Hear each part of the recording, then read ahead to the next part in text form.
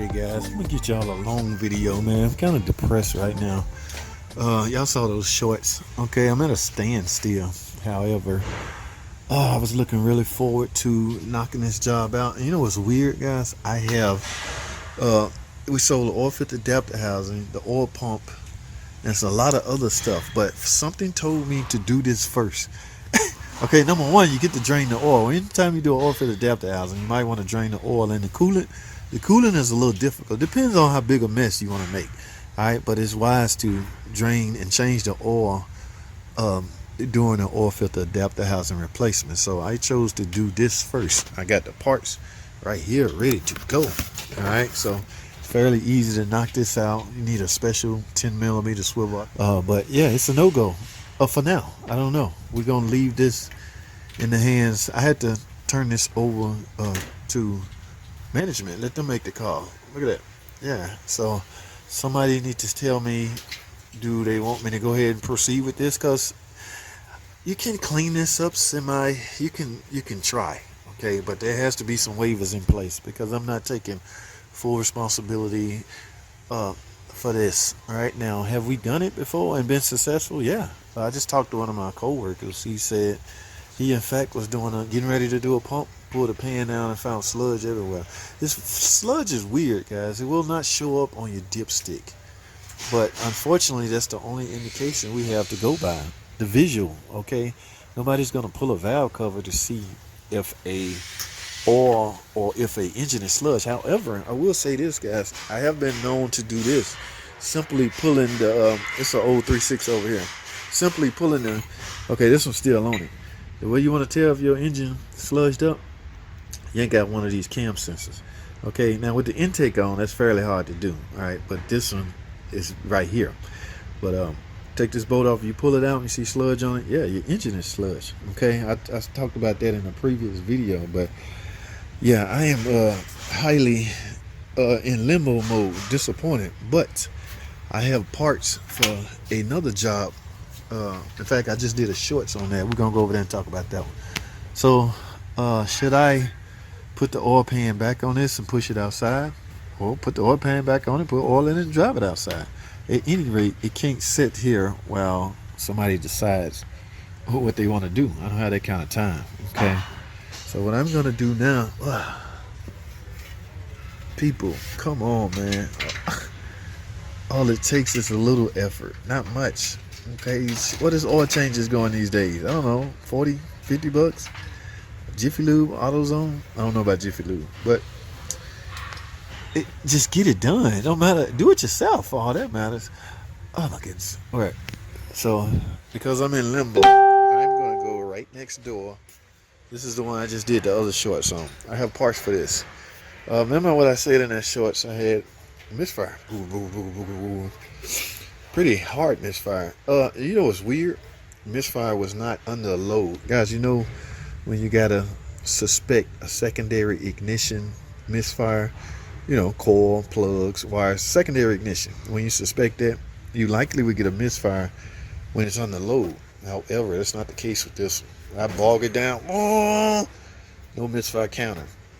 Put it in park, let it idle. You can see the misfire count. So it's one of those idle misfire, and that's when you should really start suspecting whether you know, you got internal problems. So I pulled the intake off and did a compression test. Lo and behold, low compression in number 6, which is the code I have, P0306. All right, now I know a lot of you guys, you don't need no engine, you don't need no head. No, you don't need an engine. Okay, depending on what's causing the misfire. In this case, the misfire is in the it's in the head. I suspect. And when I get it off, I'm gonna show you guys what I suspect, because this is what I see. I do these. This is the centralized location for these type of repairs. What I'm suspecting or thinking I'm gonna find is merely a burnt exhaust valve. This is a 2015 model, one of the early editions. They did have some problems with the valves and the gas seating properly. Now, one may say just put a new valve in it, lap compound in a new valve. We tried that before. The car came back in a month. So engineer told us it's likely some in the guide making the valve bounce around. We don't have no guide tube. We're not a machine shop, so we replace heads when we have that problem. Back in the day, I've lapped in new valves on older model cars and got away with that for years. I don't know what's with today's automotive standards, automotive repair. They won't let us be mechanics anymore, guys. They rather we be R&R men. All right, but that is definitely could be fixable.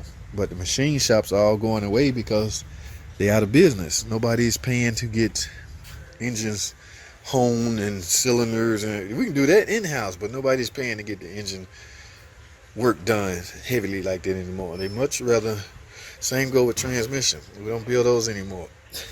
Go figure. I was the transmission man. I was forced to convert. Yeah, do everything, JT. So I made it my point, made it my business to learn the complete car. So now I have a grasp understanding of the whole car, the whole vehicle from bumper to bumper. ASC Master Tech, I guess that's what they call those. So yeah, car is a car, guys. But when it comes to different manufacturers, yes, it differentiates quite a bit. So because I'm at a standstill with that stupid van over there, I'm going to go ahead and start on this. Drain the coolant, drain the oil, move the intake, valve covers off, head off. Timing chain cover, we're not going to discuss that. That's G14 classified FBI type stuff, secrets. Okay, yeah, we'll talk about that on another video.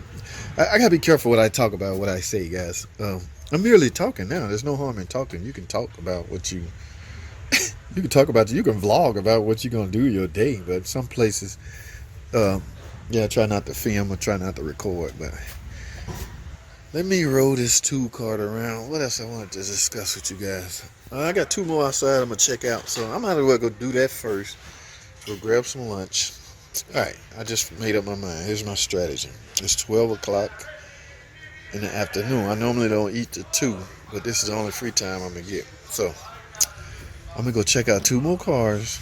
I got one with an overheating and one with a vibration while braking. That sounds easy, right? Maybe some brakes. Who knows? I might get lucky and get some gravy. I don't get gravy that often. All right, go grab something to eat and come back and knock this out. By the end of the day, I should have this done. That's it. That's my plan. I just figured that out, man. Just by talking to you guys, y'all made up my mind. That's why I love all you guys, man. But yeah, guys, I got work to do. But first, let me go take care of some business, guys. I appreciate y'all watching these videos, man. On Real Talk. All right, so stay tuned, man.